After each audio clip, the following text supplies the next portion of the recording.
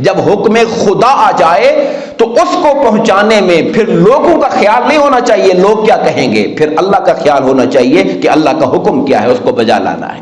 کہ زنا بدکاری تو دور کی بات ہے، اس کا الزام لگانے سے پہلے 4 گواہ ہوں گے تو الزام لگایا جا سکتا ہے، ورنہ الزام لگانے والے کو کوڑے پڑیں گے۔ تم اس معاملے کو معمولی سمجھ رہے تھے، تم اسے معمولی سمجھتے تھے۔ وَهُوَ عِندَ اللَّهِ عَظِيمٌ، نبی کے گھر والوں پر ایک پاک دامن عورت کے اوپر تہمت لگ رہی تھی، تم اسے معمولی سمجھ رہے تھے، اللہ کی نگاہ میں یہ بہت بڑی بات تھی۔ انہوں نے تو بات کو پکڑ لیا، معاذ اللہ استغفر اللہ، نقل کفر کفر نہ باشد۔ انہوں نے مجھے وہ ساری بات بتائی تو کہتے اس کے بعد تو پھر میرے آنسو تھمتے ہی نہیں تھے، نہ مجھے نیند آتی تھی نہ میرے آنسو رکتے تھے۔ یہ معاملہ تقریباً 1 مہینہ مدینے میں چلتا رہا۔ اس عظیم زمانے میں جس میں آقا فرماتے ہیں خیر القرون کرنی، سب سے بہترین زمانہ میرا زمانہ ہے، بہترین زمانے کے اندر بھی ایسے بدترین لوگ تھے۔ میں کہوں کہ ایسی کوئی بات نہیں ہے، اور خدا کی قسم کہ ایسی کوئی بات نہیں ہے، لیکن لوگ مانیں گے نہیں، اور میں کہوں کہ ہاں ایسا ہے حالانکہ ایسا نہیں ہے تو لوگ مان جائیں گے اس بات کو۔ آقا کریم علیہ الصلوۃ والسلام کی سیرت طیبہ کے سلسلہ وار بیان میں پچھلے جمعۃ المبارک پر ہم نے غزوہ بنو المصطلق کے حوالے سے خاص طور پر منافقین کا جو کردار تھا اس پر بات کی تھی۔ چونکہ اس طبقے میں لوگوں کو اندازہ تھا کہ آسانی سے جنگ جیتی جائے گی، کوئی جانی نقصان نہیں ہوگا، تو منافقوں کی بھی بڑی تعداد شریک ہو گئی تھی۔ پھر منافق لوگ جہاں شامل ہو جائے تو شر تو پیدا ہونا ہی تھا،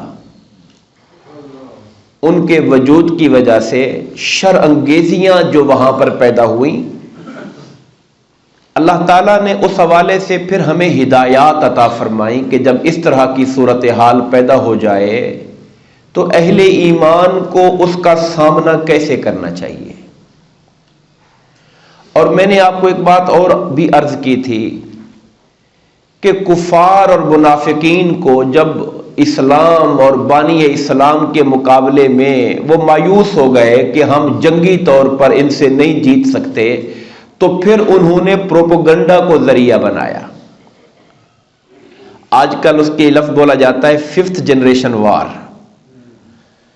کہ آپ ان کے جو قومی مقاصد ہوتے ہیں ان کے اوپر شک پیدا کرتے ہیں۔ قوم جب ایک یکسوئی ختم کر دے تو قوم تو رہتی نہیں ہے، ہر ایک کا اپنا قبلہ، ہر ایک کی اپنی سمت۔ اور اسلامی معاشرے میں جہاں حضور نبی کریم علیہ الصلوۃ والسلام کی ذات بابرکات جو صرف مدینہ کے سربراہ ہی نہیں تھے، صرف اسلامی افواج کے سپہ سالار ہی نہیں تھے، بلکہ اللہ کے نبی اور رسول تھے، اور آپ ہی کی ذات سے مسلمانوں میں ایک کرنٹ تھا اور ایک جذبہ تھا اور ایک جوش تھا۔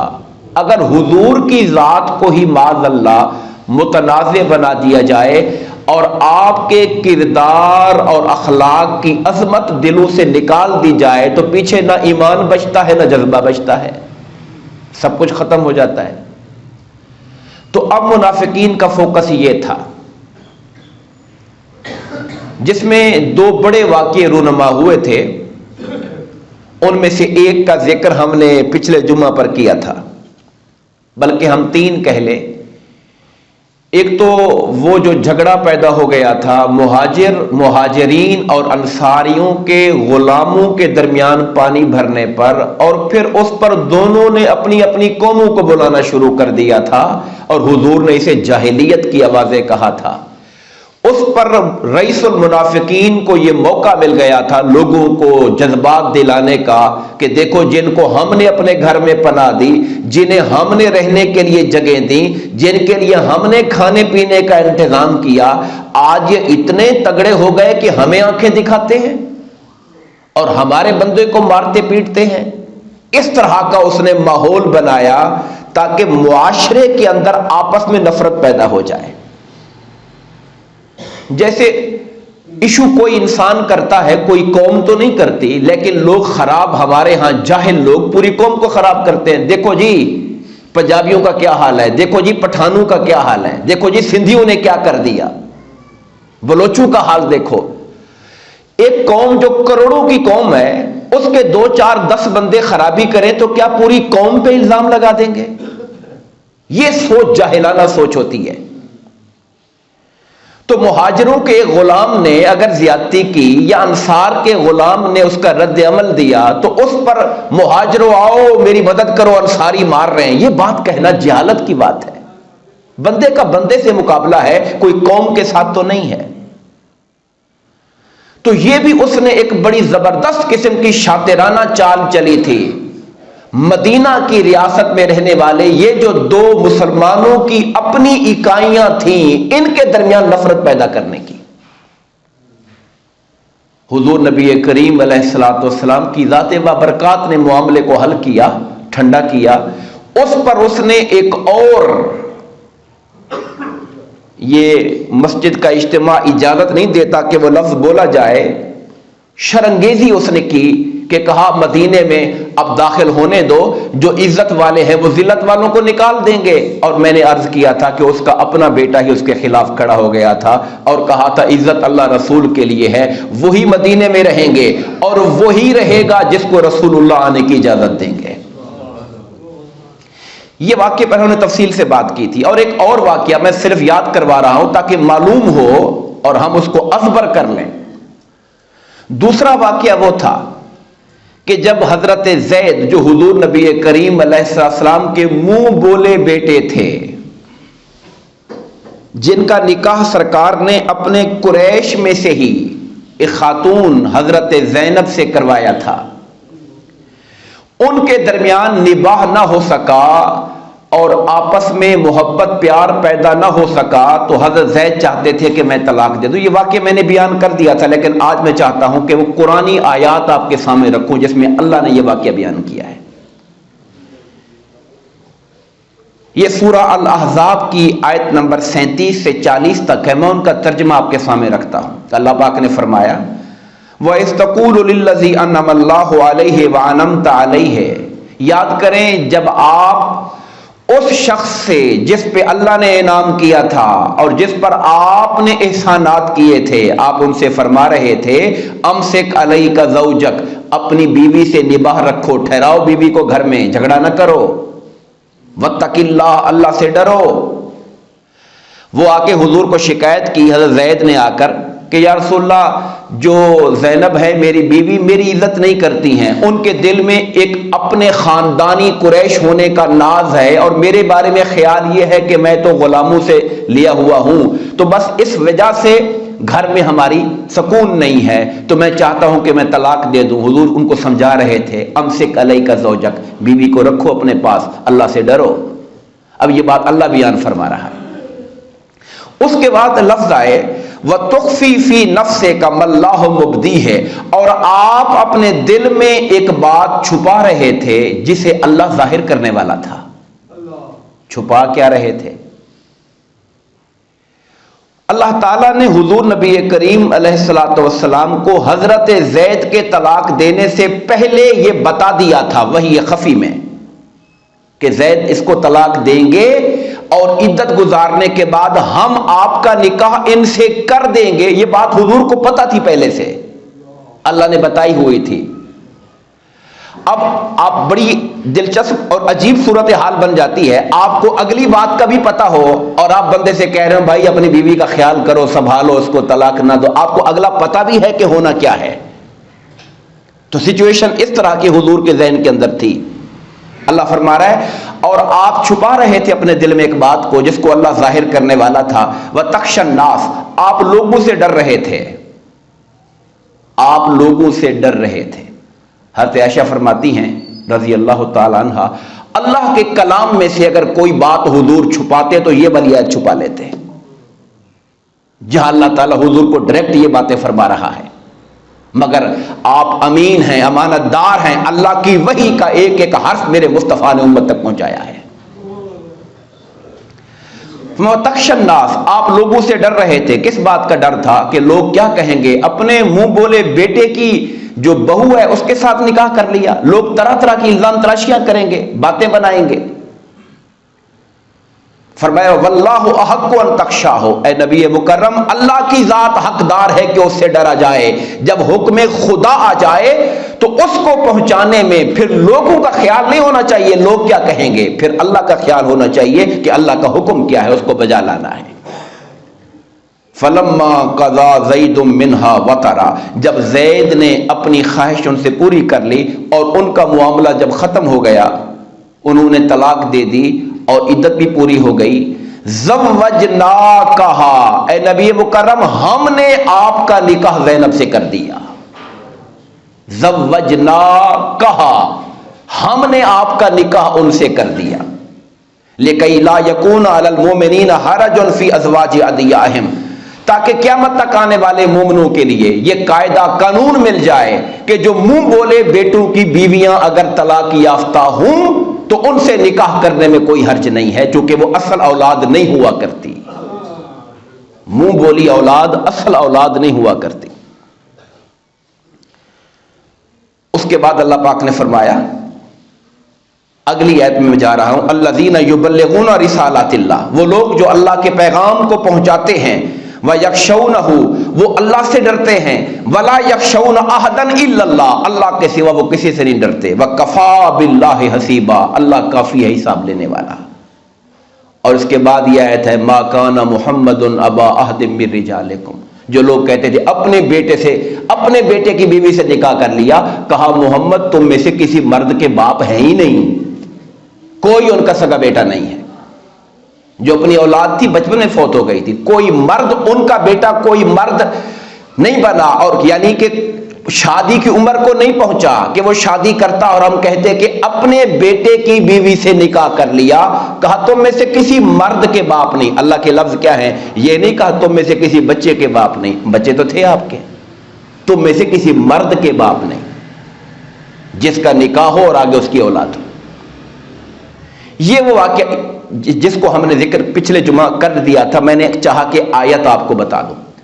ایک دوسرا واقعہ پیش آیا جس پہ ہم آج فوکس کریں گے آج کی گفتگو میں، اسے واقعہ افک کہتے ہیں، وہ سورہ نور کے اندر بیان ہوا۔ واقعہ افک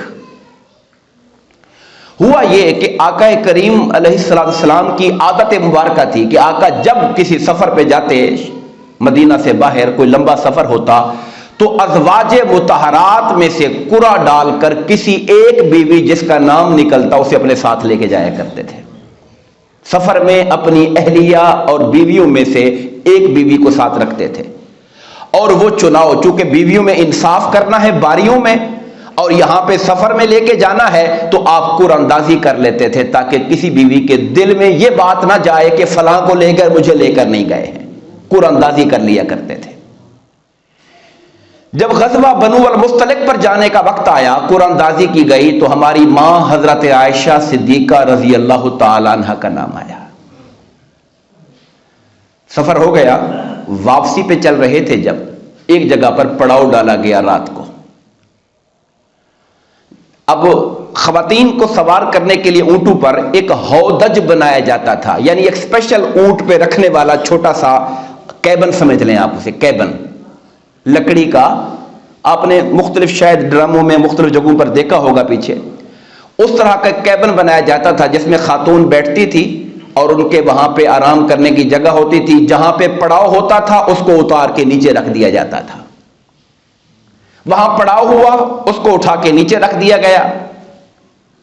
رات کے پچھلے پہر میں قافلے کے روانہ ہونے سے پہلے قضائے حاجت کے لیے انسانی ضرورت کے تحت آپ تھوڑا آگے گئی، ایک ہار آپ نے گلے میں پہنا ہوا تھا، وہ ہار آپ اپنی بہن حضرت اسماء رضی اللہ تعالیٰ عنہ سے مانگ کر لے کر گئی تھی۔ جیسے بندہ سفر پہ جاتا ہے تھوڑا اپنے لیے انتظام کرتا ہے کہ میں اچھی چیز پہن کے جاؤں، تو آپ نے اپنی بہن سے وہ ہار لیا تھا۔ اس دوران جب آپ قضائے حاجت کے لیے گئی تو ہار کہیں گر گیا، تو ہار کو تلاش کرنے میں لگ گئی، اس میں ٹائم کا اندازہ نہیں ہوا، تلاش کرتے کرتے دیر لگ گئی، اور پیچھے اطلاع بھی نہیں کی۔ طریقہ تو یہ تھا کہ آ کے حضور کو بتاتی کہ میرا ہار گم ہو گیا، آپ کو بندے بھیج دیتے، انہوں نے اپنے طور پر تلاش شروع کر دیا۔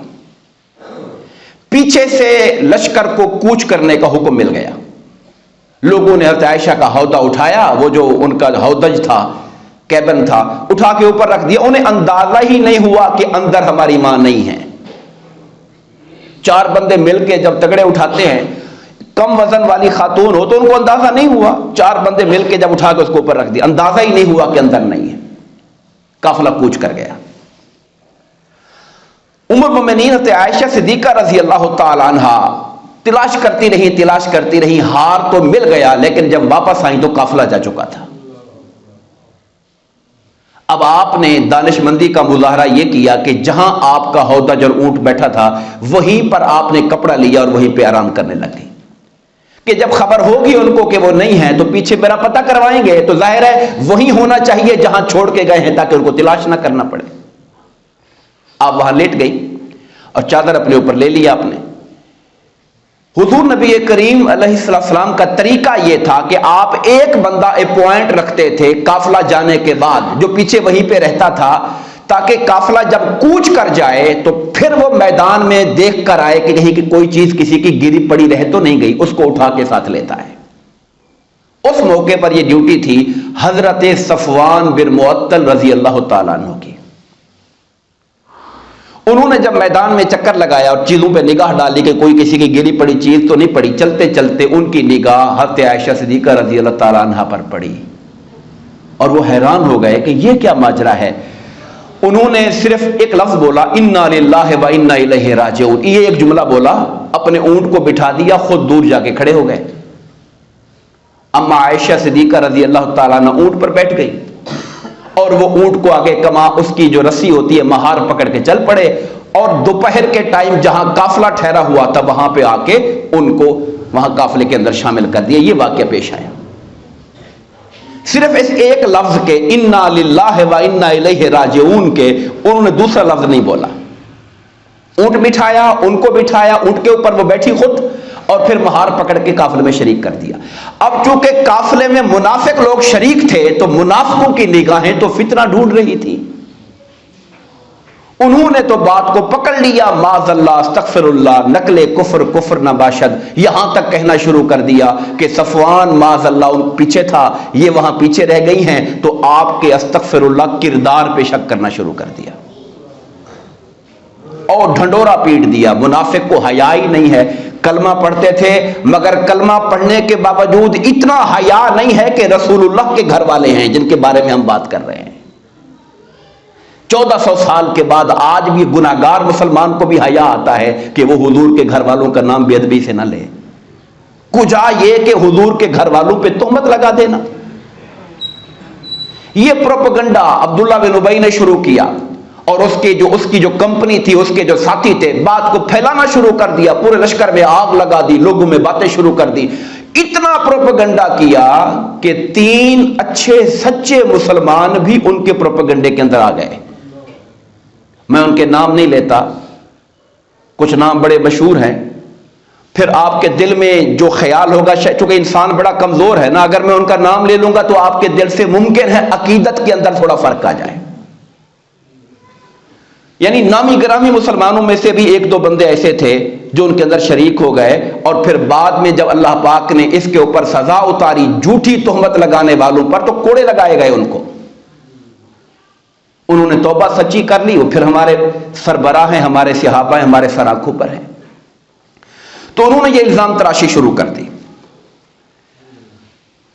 حضرت عائشہ صدیقہ رضی اللہ تعالیٰ عنہ فرماتی ہیں مجھے کوئی خبر نہیں تھی کہ پیچھے کیا ہو رہا ہے. ہم مدینے پہنچ گئے، میں اپنے گھر میں تھی، مجھے کوئی خبر ہی نہیں تھی کہ مدینہ میں کیا شور مچا ہوا ہے اور لوگ کیا کیا باتیں کر رہے ہیں اور کس طرح کی الزام تراشیاں ہو رہی ہیں. وہ کہہ رہی ہیں کہ ایک دن میں صبح قضائے حاجت کے لیے اپنی خالہ کے ساتھ گھر سے نکلی. گھروں کے اندر واش روم کا رواج نہیں ہوتا تھا پہلے. ان کی خالہ تھی جن کے ایک بیٹے کا نام تھا مستح، اور وہ بھی بدقسمتی سے تہمت لگانے کا جو پروپیگنڈا تھا اس کے اندر شریک ہو گئے تھے. قریبی رشتہ دار بدری صحابہ میں سے، اور یہ وہ شخصیت ہیں جن کی کفالت بھی خود ابوبکر صدیق کرتے تھے. گھر کا خرچہ بھی حضرت عائشہ کے والد کے گھر سے ہوتا تھا، کفالت بھی وہ کر رہے تھے، پال بھی وہی رہے تھے. لیکن انسان ہے، شیطان کے داؤ میں آ جاتا ہے، پروپیگنڈے کا شکار ہو جاتا ہے. کئی لوگ لا علمی کی وجہ سے ہو جاتے ہیں. ہوا ایسی چلتی ہے کہ بندہ یقین کر لیتا ہے بات پر. پروپیگنڈا ایسی ظالم شے ہے. اور آج جس زمانے میں ہم موجود ہیں ہمیں تو پتہ ہی نہیں ہے کتنی چیزیں ایسی ہیں جنہیں ہمارے دماغ نے سچ مانا ہوا ہے مگر وہ ہے نہیں سچی، اس کا ہمیں اندازہ ہی نہیں ہے. ہم جو کچھ ٹی وی پہ دیکھتے ہیں، جو میڈیا سناتا ہے، جو لوگوں کی زبانوں سے ہمارے کانوں تک پہنچتا ہے، اس سے دماغ اثر قبول کرتا رہتا ہے، چیزوں کو ماننا شروع کر دیتا ہے. تو کہتی میں قضاء حاجت کے لیے گئی تو میری خالہ کے چادر پاؤں میں پھنسی اور وہ نیچے گر گئی. تو ان کے منہ سے نکلا کہ مستہ اپنی بربادی ہو، تباہ ہو مستہ. میں نے کہا مستہ کے بارے میں ایسے کیوں کہہ رہی ہیں؟ وہ تو بدری صحابی ہیں. انہوں نے کہا تمہیں نہیں پتا مستہ کیا کر رہا ہے آج کل؟ انہوں نے مجھے ساری کہانی بتائی. کہتے میرے پاؤں سے زمین نکل گئی کہ یہ کیا باتیں ہو رہی میرے بارے میں. خیر وہ کہتی ہیں میں حالات کو ذرا زیادہ جاننے کے لیے، اب حضور سے تو نہیں پوچھ سکتی تھی یہ باتیں، میں اجازت لے کر حضور سے اپنی ماں کے گھر چلی گئی. میں نے وہاں جا کر ان سے پوچھا کہ کیا بات ہو رہی ہے. انہوں نے مجھے وہ ساری بات بتائی. تو کہتے اس کے بعد تو پھر میرے آنسو تھمتے ہی نہیں تھے، نہ مجھے نیند آتی تھی نہ میرے آنسو رکتے تھے. یہ معاملہ تقریباً 1 مہینہ مدینے میں چلتا رہا. 1 مہینہ پورا اس کی گردش ہوتی رہی، اس پر باتیں ہوتی رہیں. حضور نبی کریم علیہ الصلوۃ والسلام نے کھڑے ہو کر لوگوں کے مجمع کے سامنے کہا کہ مجھے ان لوگوں کی اذیت سے کون نجات دلائے گا جن کا ستم اور جن کی تکلیفیں میرے گھر تک پہنچ گئی ہیں. اور آپ نے فرمایا واللہ ما علمت ان اہلی الا خیرا، خدا کی قسم میں اپنے گھر والوں کے بارے میں خیر کے سوا کچھ نہیں جانتا. حضور نے فرما دیا یہ باتیں غلط ہیں، آپ نے اشارتاً کہہ دیا. لفظ کیا بولے؟ خدا کی قسم اپنے گھر والوں کے بارے میں خیر کے سوا میں کچھ نہیں جانتا. اب حضور نبی کریم علیہ الصلوۃ والسلام انتظار میں تھے کہ اللہ کا حکم اترے. چونکہ معاملہ اپنے ذاتی گھر کا تھا، اگر خود صفائیاں دینا شروع کر دیتے تو لوگ الزام لگاتے دیکھو جی اپنے گھر پہ بات آئی ہے تو گول کر گئے ہیں. اور یہ جو ایک ایشو ہوتا ہے غیرت والا ایشو، معاذ اللہ استغفر اللہ استغفر اللہ، چونکہ یہ باتیں وہ ہیں جن کو بیان کرنا بھی ایک بڑی ایک حساس بات ہے کہ کوئی ایسا لفظ نہ آ جائے جو بے ادبی کا مرتکب ہم ہو جائیں. مگر بیان اس لیے کر رہا ہوں چونکہ یہ سیرت طیبہ کے واقعات ہیں. اللہ کے رسول اس سے گزرے، اللہ کے نبی کے گھر والوں کو یہ ستم برداشت کرنا پڑا. اس عظیم زمانے میں جس میں آقا فرماتے ہیں خیر القرون کرنی، سب سے بہترین زمانہ میرا زمانہ ہے. بہترین زمانے کے اندر بھی ایسے بدترین لوگ تھے جو اس طرح کی حرکتیں کرتے تھے. تو آج کے بارے میں ہم کیا کہہ سکتے ہیں اور کیا توقع کر سکتے ہیں؟ تو 1 مہینہ ایسا معاملہ چلتا رہا، پروپیگنڈا ہوتا رہا. حضور نبی کریم علیہ الصلوۃ والسلام نے گھر کی جو لونڈی تھی کام کرنے والی حضرت بریرہ، ان سے پوچھا سرکار اس کے بارے میں. حالانکہ اللہ کے علم سے آپ سب کچھ جانتے تھے لیکن خود چپ کر جانا، تفتیش نہ کرنا، یہ بھی دنیا والے لوگ سمجھتے کہ اچھا ان کو تو کوئی فکر ہی نہیں ہے. اگر حضور اپنا پیار محبتیں ویسے ہی نچھاور کرتے رہتے اس الزام کے بعد تو لوگوں نے حضور پہ سوال اٹھا دینے تھے. آپ نے ان کی گھر کی جو خادمہ تھی ان کو بلایا اور کہا کہ بریرہ تم بتاؤ تمہارا عائشہ کے بارے میں کیا خیال ہے. انہوں نے کہا یا رسول اللہ میں نے ان میں پاکی پاکیزگی اور طہارت کے سوا کچھ نہیں دیکھا، ماں سوائے اس کے کہ وہ چھوٹی عمر کے ہیں، آٹا گونتے گونتے سو جاتی ہیں، بکری آ کے آٹا کھا جاتی ہے. میں نے تو صرف یہ دیکھا ہے اور کچھ نہیں دیکھا میں نے ایسا. آپ نے حضرت عمر فاروق کو بلایا، حضرت عثمان غنی کو بلایا، حضرت علی مرتضیٰ رضی اللہ تعالیٰ عنہ کو بلایا. سب سے مشورہ لیا حضور نے. کیا حسین اس کے اوپر گواہیاں آئیں. غالباً عثمان غنی رضی اللہ تعالیٰ عنہ نے فرمایا تھا یا رسول اللہ، اللہ تعالیٰ آپ کے بدن پر مکھی کو نہیں بیٹھنے دیتا. آپ کے بدن انور پر خدا کو مکھی بیٹھنا قبول نہیں ہے، اس لیے کہ وہ ناپاکی میں منہ مارتی ہے. تو وہ خاتون خدا نہ خواستہ اگر ناپاک ہوتی اللہ کبھی انہیں آپ کے نکاح میں نہ آنے دیتا. اور پھر ایک اور کسی نے یوں کہا کہ یا رسول اللہ، اللہ تعالیٰ نے آپ کا سایہ ایسا بنایا ہے کہ زمین پر نہیں پڑتا تاکہ کسی ناپاک کا قدم نہ آ جائے. اللہ کو جب یہ گوارا نہیں کہ کسی ناپاک انسان کا قدم مصطفیٰ کے سائے پہ آ جائے، خدا کو یہ کیسے گوارا ہو سکتا ہے کہ حضور کے حرم میں ایسی عورت ہو گھر میں جن کے کردار کے اوپر انگلیاں اٹھائی جا سکے؟ یہ نہیں ہو سکتا ہے۔ لیکن یہ سارا کچھ کرنے کے باوجود آپ انتظار میں تھے کہ فیصلہ اللہ کی طرف سے آنا چاہیے۔ حضور نبی کریم جب معاملہ ایک مہینہ تھوڑا نہیں ہوتا، اس طرح کے پروپیگنڈے میں زہر پھیلائے جا رہا ہوں، معاشرے کے اندر باتیں کی جا رہی ہوں، حضور کے دل پہ کیا گزرتی ہوگی آپ اس کا اندازہ کر سکتے ہیں۔ صدیق اکبر جو باپ ہیں ان کے دل پہ کیا گزر رہی ہوگی، ایک جن کی بیٹی پہ الزام لگایا جا رہا ہے۔ تو وہ آخری دن تھا اس تہمت کے حوالے سے، آیت اترنے سے پہلے حضور حضرت عائشہ صدیقہ کے گھر گئے، صدیق اکبر کے گھر، اور وہاں پہ جا کے کہا کہ عائشہ تمہیں پتہ ہے لوگ کیا کہہ رہے ہیں، تم مجھے بتاؤ ماجرا کیا ہے، تم کیا کہتی ہو اس بارے میں۔ ڈائریکٹ پھر حضور نے ان سے جا کے سوال کیا، تو انہوں نے عرض کی کہ یا رسول اللہ، لوگوں کے دلوں میں یہ بات پھیل گئی ہے، لوگوں میں پروپیگنڈا اتنا پھیل چکا ہے کہ اگر میں کہوں کہ ایسی کوئی بات نہیں ہے تو منافق تو کبھی یقین نہیں کریں گے، میرے بیان پہ کب یقین کریں گے؟ انہیں حیا ہوتا تو الزام کیوں لگاتے؟ میں کہوں کہ ایسی کوئی بات نہیں ہے، اور خدا کی قسم کہ ایسی کوئی بات نہیں ہے، لیکن لوگ مانیں گے نہیں، اور میں کہوں کہ ہاں ایسا ہے حالانکہ ایسا نہیں ہے، تو لوگ مان جائیں گے اس بات کو۔ میں کچھ نہیں کہتی، میں وہی کہتی ہوں جو یعقوب علیہ السلام نے کہا تھا، فصبر جمیل، میں صبر کرتی ہوں اللہ کی بارگاہ کے اندر، میں اللہ کی بارگاہ میں صبر کرتی ہوں، میرا خدا ہی مجھے اس الزام سے چھڑائے گا۔ تب اللہ تعالیٰ نے سورہ نور کی آیات اتاری جس میں فرمایا ان الذین جاؤوا بالافک عصبۃ منکم، وہ لوگ جو تہمت گھڑ کے لائے ہیں، بہتان گھڑ کے لائے ہیں، وہ تمہی میں سے کچھ لوگ ہیں منافق۔ لا تحسبوہ شرا لکم، اسے شر نہ سمجھنا، اس کے اندر بھی اللہ تعالیٰ خیر کا رستہ کھول دے گا۔ ٹھیک ہے کہ یہ شر ہے، لوگوں نے شر سمجھا، مگر خدا اس کے اندر بھی حضرت عائشہ کے لیے خیر کا دروازہ کھولے گا۔ اور اس سے بڑی خیر کیا ہے کہ 1400 سال گزر گئے، آج بھی جب قرآن پڑھا جاتا ہے حضرت عائشہ کی طہارت اور پاکیزگی کا بیان کیا جاتا ہے۔ اللہ نے قرآن کی آیتیں اتار دی ان کے لیے، اور آج ہم پڑھتے ہیں تو ان کی پاک دامنی کا بیان پڑھتے ہیں بیٹھ کر۔ میں فرمایا لکل امرئ منہم مکتسب من الاسم، جس نے اس پروپیگنڈے میں جو حصہ ڈالا اسے اس گناہ کی سزا ملے گی۔ والذی تولی کبرہ منہم لہ عذاب عظیم، اور جو ان کے اندر سب سے زیادہ سرغنہ اور سب سے بڑھ کر کاروائی کرنے والا ہے وہ رئیس المنافقین، اس کے لیے تو عذاب عظیم ہم نے رکھا ہوا ہے۔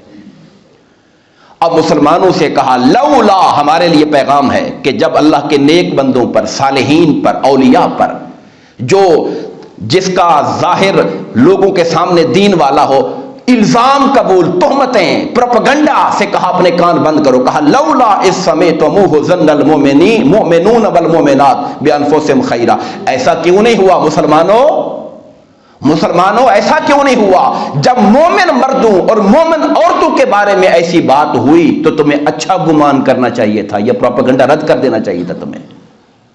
کیوں شریک ہوئے؟ کان کیوں کھلے رکھے ان کے لیے؟ تمہیں اچھا گمان کرنا چاہیے تھا۔ وَقَالُوا هَذَا إِفْكٌ مُبِينٌ، تمہیں کہنا چاہیے تھا کہ یہ کھلا بہتان ہے، تمہیں ڈٹ کر کھڑا ہونا چاہیے تھا اس کے خلاف۔ لولا جاؤوا علیہ بأربعۃ شہداء، اور الزام لگانے والوں اگر تم الزام میں سچے تھے تم 4 گواہ لے کر کیوں نہیں آئے؟ گواہ کہاں ہیں تمہارے گواہ کہاں ہیں؟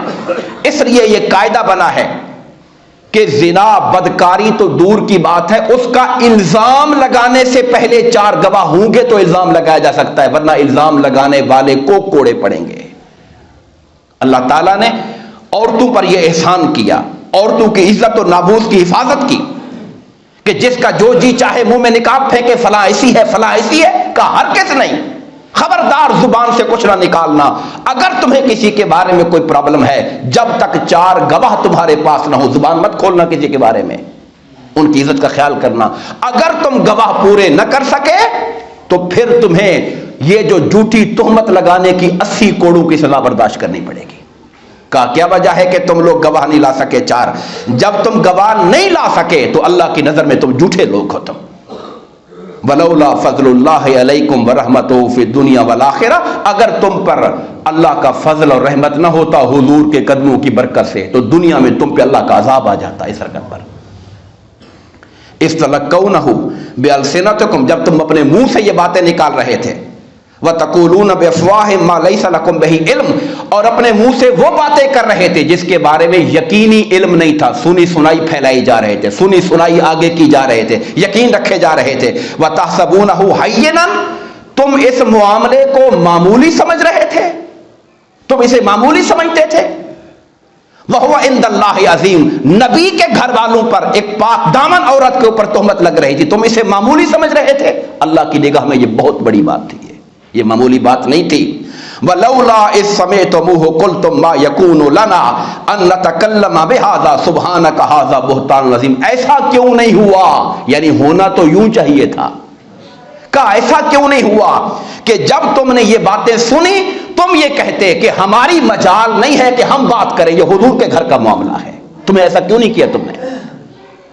اللہ ہمیں سبق سکھا رہا ہے کہ جب اللہ کے نیک اور صالح بندوں پر کوئی اس طرح کی الزام تراشی کرے تو جب تک کوئی یقینی قطعی علم نہ ہو جائے، کہا ہماری مجال ہے کہ بات رسول اللہ کی ہو، حضور کے گھر والوں کی ہو، آقا کے صحابہ کی ہو، اہل بیت اطہار کی ہو، ہماری جرت ہے کہ ہم لب کھولیں ان کے بارے میں۔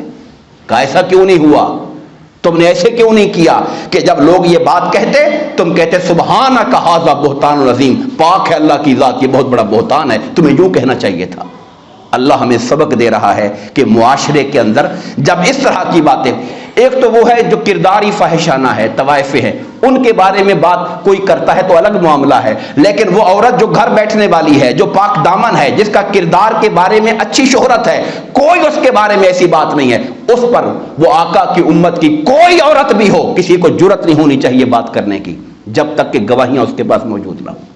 دعا کریں اللہ تبارک و تعالی ہم سب کو آقا کریم علیہ السلام کی تعلیمات کو سمجھنے اور عمل کرنے کی توفیق عطا فرمائے، آمین۔ وما علینا الا البلاغ۔